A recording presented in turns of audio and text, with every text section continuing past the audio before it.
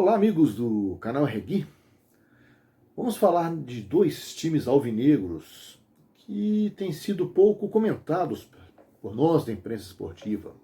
Tem passado meio batido, meio ao largo, já que as vedetes desse início de temporada são outras equipes mais qualificadas, talvez, ou mais em crise, né? Dois alvinegros que jogaram esta noite pelos campeonatos estaduais. Um deles, o Botafogo, que já havia perdido na estreia para o Volta Redonda, jogou com o time reserva, jogou fora de casa e perdeu. E voltou a perder agora para o Madureira, também fora de casa, 2-0. O Botafogo tem jogado com times de garotos, de reservas, de suplentes no Campeonato Carioca. Quando o campeonato começar para valer e os titulares entrarem em campo, o time já vai estar brigando para evitar, não digo até o rebaixamento, que ele correu esse risco ano passado. Vai ser já difícil lutar por uma vaga nas semifinais de taça. É difícil entender essa situação do Botafogo, que poupa os times titulares. Tudo bem, na estreia ainda vai lá, tal, mas nesta terça-feira já era para ter usado o time titular. Só que ele fez um amistoso ontem, segunda-feira, em Vitória, no Espírito Santo contra o Vitória. Um time titular. Nem o técnico está dirigindo o time nesse início de campeonato. O Alberto Valentim. É o Bruno Lazzaroni que está comandando a equipe. Quando os titulares entrarem para valer, já vão estar numa situação tal que o time vai estar periclitante na tabela e pode se julgar fora uma oportunidade de acertar um time para as competições mais importantes. Se na menos importante ele já está desdenhando, não é o mesmo caso do Flamengo. O Flamengo não precisa do Campeonato Carioca para reafirmar sua superioridade sobre os demais, seu favoritismo, mas o Botafogo precisa do campeonato para encorpar, para pegar jeito, para pegar estruturação, né? E está jogando fora essa oportunidade. Então, com duas derrotas já em campeonatos que são tiros curtos, por causa daquelas, uma taça daqui, outra taça dali, o Botafogo já começa por um caminho perigoso, digamos. O outro é o Atlético Mineiro. Por causa da crise do Cruzeiro, que combinou com o rebaixamento do time celeste para a Série B do Brasileiro, pouco se tem falado no Galo, ou quase nada se tem falado. Mesmo porque o Galo também não fez um ano para se orgulhar o ano passado. Ele só não teve uma temporada inferior ao do arquirrival porque o arquirrival caiu para a Série B.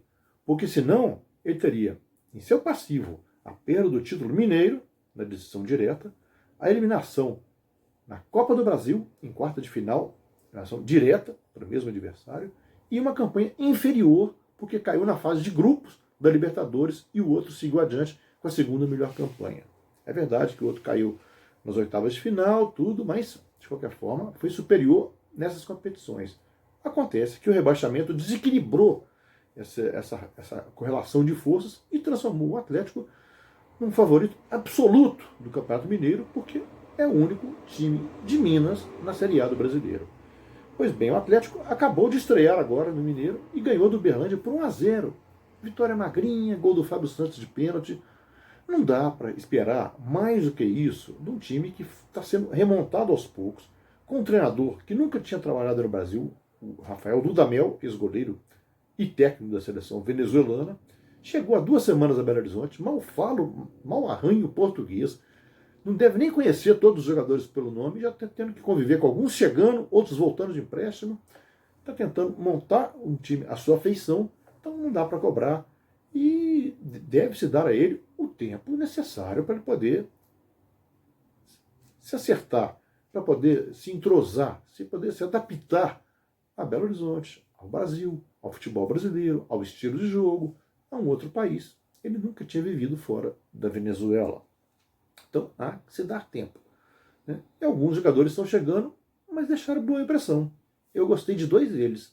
O Alan, volante, que foi emprestado pelo Liverpool, que jogou muito bom brasileiro pelo Fluminense ano passado. O Atlético e o Fluminense disputaram esse jogador ali, e o Atlético levou na Bacia das Almas, mas com o Fluminense reclamando do Liverpool. Ele estreou muito bem, mostrando desenvoltura, mostrando personalidade, aquele futebol envolvente, um volante que sai para o jogo, gosta de jogar de intermediária a intermediária, isso é muito bom, né?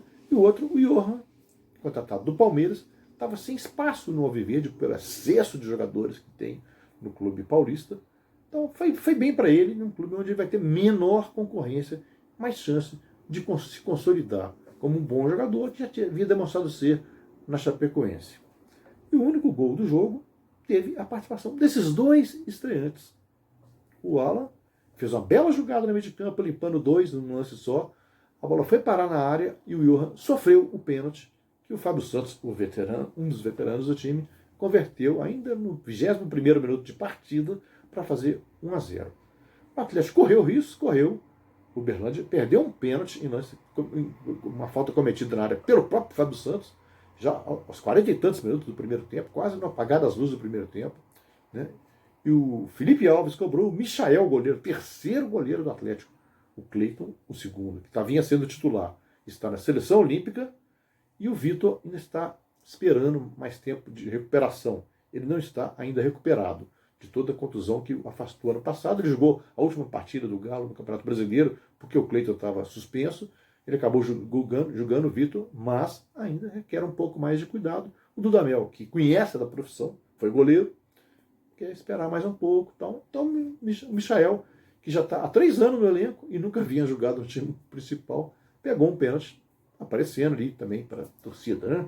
No segundo tempo, o Uberlândia tentou alguma coisa, pressionou e tal, mas é um time que demonstrou mais ritmo, porque está há 2 meses treinando, mas não tem os jogadores que tem o Galo, não tem a categoria, não tem, falta elemento ali. O Atlético tende a nadar de braçada no Mineiro, com esses jogadores que não contratou. O Borreiro, o meia colombiano, de quem se fala muito bem, ainda não estreou. Então, o time está se mexendo. O Gabriel voltou à zaga, estava emprestado ao Botafogo. O Dudamel escalou o Gabriel ao lado do Hever. Acho o Gabriel mais veloz do que o Igor Rabelo. Tinha sido do Botafogo no ano anterior, né? Cuja vinda para o Atlético provocou a ida do Gabriel para lá, para o Rio. De qualquer forma, o Gabriel voltou ao Atlético, requisitado pela comissão técnica, estreou jogando tranquilamente com o Hever ali. É um time que não acredito, não vejo nele condições de um título brasileiro, para começar. Ainda mais com esse poderio grande do Flamengo e a outros times superiores. Atlético Paranaense, Grêmio, o próprio Palmeiras. O Corinthians eu acho que pode ser superior. O Inter. Então eu não vejo essa chance. Mas tem Copa do Brasil, tem a Sul-Americana, são campeonatos ali que ele pode morder mineiramente. Só acho que o Dudamel poderia ter sido mais solto ali. Ele foi um pouco precavido, porque escalou 3 volantes. Zé Wellison, protegendo a zaga, com o Alan e o Jair. O Alan e o Jair são 2 volantes que saem. Contra o Uberlândia, um adversário mais fraco, não seria melhor colocar os dois e deixar um time mais ofensivo? Perguntas que vão ser respondidas mais à frente. Vamos deixar o Dudamel trabalhar, impor seu estilo. É meio cedo para cobrar. De qualquer forma, o Atlético começa com o pé direito, a caminhada, para o campeonato, no qual ele entra como amplo favorito. Nesta quarta-feira tem a estreia do Cruzeiro em casa contra o Boa e o Adilson Batista escalando o que sobrou lá, que é um time formado majoritariamente por garotos que vieram da base. É isso aí, meus amigos. Confiram, assinem, prestigiem e se inscrevam no canal Arregui.